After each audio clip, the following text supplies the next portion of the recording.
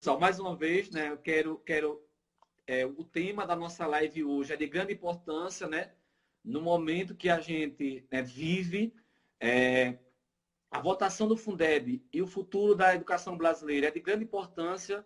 A gente ouvir pessoas, Caio, jovem, economista, de uma mente brilhante. Aí, nesse momento, eu gostaria que você falasse um pouco do Fundeb, né? Qual o impacto do Fundeb na educação básica e como está essa tramitação da PEC, né, nesse início. E logo após eu vou te questionar, né, com as perguntas que eu elaborei. Por favor, fique à vontade. Maravilha. Obrigado, José. Parabéns pelo seu trabalho, pela sua iniciativa. E, novamente, agora, com uma posição que as pessoas conseguem ver direito, né? Queria mandar meu abraço para todos. Então, vou começar falando do Fundeb a seguinte mensagem. Para quem não conhece, imagino que muita gente que está assistindo conhece já o Fundeb, mas para quem não conhece, o Fundeb é o principal instrumento de financiamento da educação básica no Brasil. Se o Fundeb, porventura, deixa de existir, isso significa a desestruturação de boa parte dos nossos sistemas educacionais. Isso quer dizer o quê? Que o Fundeb é a pedra angular da nossa educação básica, né? Sem ele, a gente não consegue ter uma política. O Fundeb ele foi criado em 2006, né? Vale a pena fazer essa estruturação. Mas ele veio como um sucessor de uma política que já existia desde 96, que era o Fundef. O Fundef financiava o ensino fundamental. O Fundeb é uma evolução, financia a educação básica. Mas essa ideia do Fundeb remonta ao Manifesto dos Pioneiros da Educação Nova, lá de 1932. É uma ideia antiga, mas muito poderosa. Porque qual que é a ideia fundamental do Fundeb? É equidade, é cooperação entre municípios, governo do estado e governo federal. O que a gente mais precisa para fazer a educação avançar, né? É o diálogo, é o apoio mútuo que a gente tem efetivamente com o Fundeb. Explicando um pouquinho mais para quem não conhece tão a fundo o que é o Fundeb é o seguinte, não existe um Fundeb nacional, não é um Fundeb único. Na verdade, cada estado tem o seu Fundeb, são 27 Fundebs, né? E o Fundeb ele recebe recursos que já estão vinculados à educação, não o total, mas uma parte dos recursos vinculados à educação. Então, por exemplo, 20% do ICMS que a gente paga, 20% do IPVA que a gente paga, né? Então, o fundo de cada estado recebe esses recursos, cada município e o governo do estado contribuindo da maneira como pode, né, de acordo com a sua capacidade econômica, e o dinheiro é distribuído de acordo com o número de matrículas de cada rede de ensino. Isso é muito poderoso, porque é profundamente redutor de desigualdade. Cada um contribui da forma que pode e recebe de volta o quanto necessita, que é o número de matrículas, né? Afinal, quanto maior uma rede, mais ela precisa de recursos. Isso não significa que as redes pequenas não precisam de recursos. Precisam, né? E o Fundeb garante esse recurso vinculado à educação básica e, mais do que isso, vinculado também à valorização dos profissionais da educação. Esse é um outro efeito poderosíssimo do Fundeb, porque ele faz com que as redes de ensino garantam pelo menos 60% de recursos destinados para valorizar os professores da educação básica. Então, esse é o funcionamento básico do Fundeb, com uma coisa adicional. Onde que entra o governo federal nessa história? Porque a gente estava falando de uma repartição de recursos municipais e estaduais. O governo federal entra com um montante que hoje de mais ou menos 15, 16 bilhões de reais, entra para ajudar os estados que têm menos recurso por aluno. Alagoas é um deles, né? São 9 estados no total que são beneficiados com esse montante do governo federal. E esse recurso é para que todos os estados alcancem uma referência mínima de valor investido por aluno. Algo fundamental para que a gente tenha também condição digna de trabalho para os professores e condições mínimas de aprendizagem para os estudantes. Portanto, veja, José, eu sei que você sabe muito bem disso, mas a importância basilar do Fundeb para o nosso futuro da educação e para a manutenção do que hoje a gente já consegue construir como política pública educacional. Todas as gestões que conseguem dar continuidade para as boas políticas, para as boas práticas, elas só conseguem fazer isso porque existe o Fundeb garantindo, ano após ano, um orçamento vinculado ao número de matrículas que tem. Só para terminar essa introdução inicial, eu vinha pensando um pouco que é o melhor jeito de explicar para um jovem que ainda não entende muito bem de política educacional o que é o Fundeb. E há um tempo atrás eu vinha falando que o Fundeb era uma política Robin Hood, aquele personagem da literatura, né, que tira dos ricos, dos municípios mais ricos, para dar para os municípios mais pobres que mais precisam. Essa é uma ideia interessante, porque é justamente essa questão de mais redistributivo que o Fundeb representa. Mas existe uma ideia que eu acho que é mais potente ainda. Porque o Robin Hood, ele tira a força do mais rico para dar para o mais pobre. O Fundeb não faz isso. O Fundeb é uma rede de solidariedade entre estados e municípios e governo federal no Brasil inteiro, né? Portanto, ele é uma política que não é Robin Hood, é uma política Nelson Mandela, né? O presidente da África do Sul, que uniu o país, garantiu equidade racial, garantiu que aquela nação avançaria com a noção básica da solidariedade. E isso é o Fundeb. Uma política Nelson Mandela, uma política de solidariedade nacional que é fundamental para o exercício da nossa democracia e da nossa cidadania. Isso, Caio. E como é que está, Caio, a tramitação, né, dessa PEC que a gente espera que seja aprovada nas próximas semanas?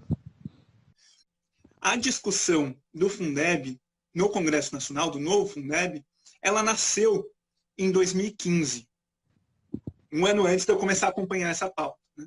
Uma PEC, a PEC 15, que foi apresentada pela ex-deputada Raquel Muniz na Câmara dos Deputados. Era uma PEC, a ideia inicial era prorrogar o Fundeb. Por que prorrogar o Fundeb? O Fundeb, não sei se vocês sabem, mas é uma política, então, extremamente exitosa, mas que foi criada com uma missão transitória. Né? Prazo para acabar. 31 de dezembro de 2020.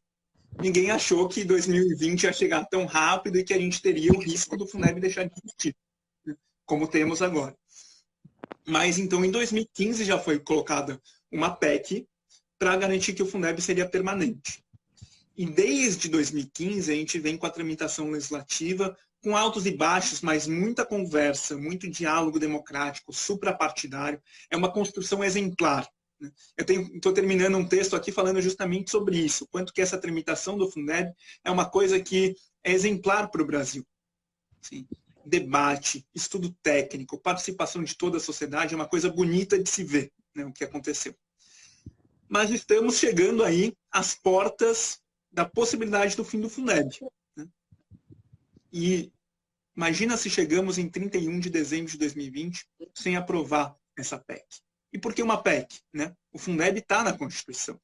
E para ele continuar na Constituição, ele precisa de uma proposta emenda à Constituição. Né? Isso que se chama de PEC. Que precisa ser aprovada na Câmara e no Senado Federal conjuntamente, antes de 31 de dezembro de 2020.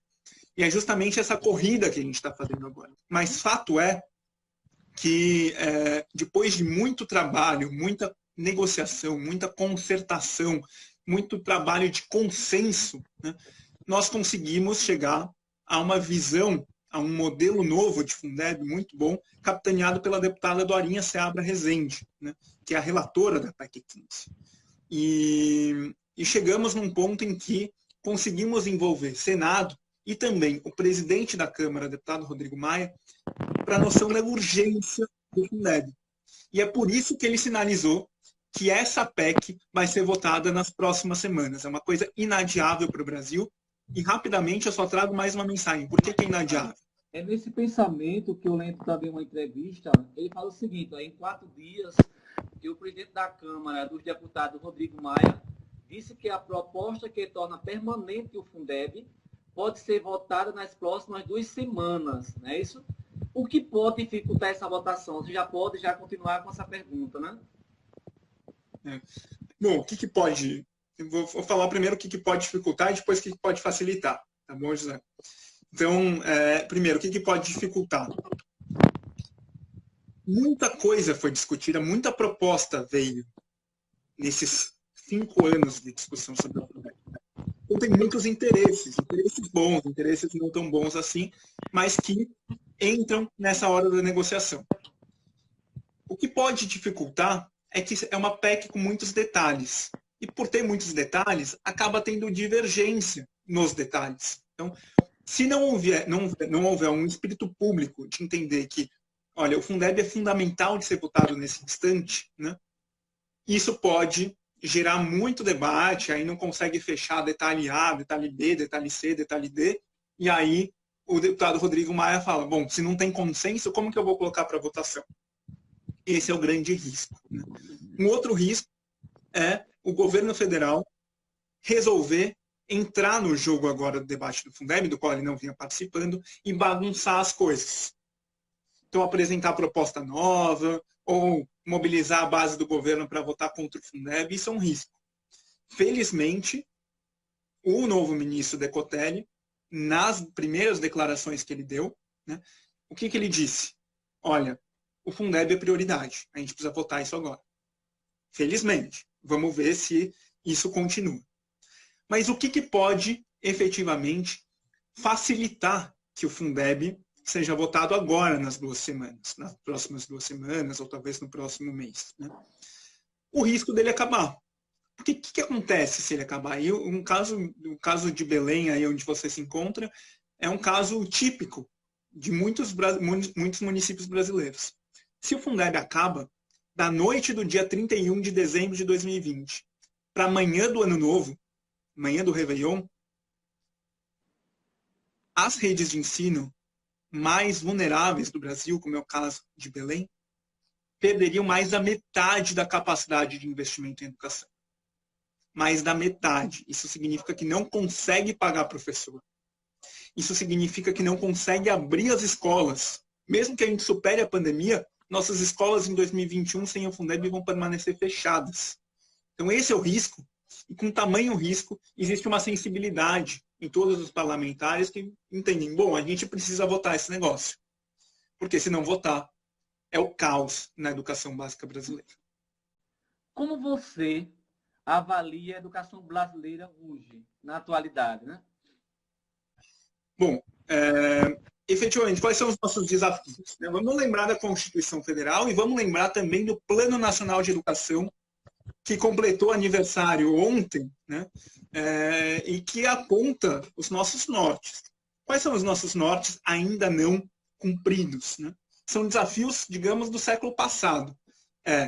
Toda criança e jovem na escola, aprendendo efetivamente. Esse é o nosso grande desafio. Nossos professores valorizados. Né? Esse também é um grande desafio. Mas trazendo um pouco para a pauta do financiamento da educação, né? Eu coloco a ideia, acho que é uma ideia muito boa, José, para a gente trabalhar sempre na gestão pública. Que o financiamento da educação brasileira tem que passar por um tripé. O que é isso? Né? Investir mais em educação, porque a gente investe pouco. Investir mais em educação significa preparar mais equipar melhor as nossas escolas, pagar melhor os nossos professores, para que os estudantes estejam na escola aprendendo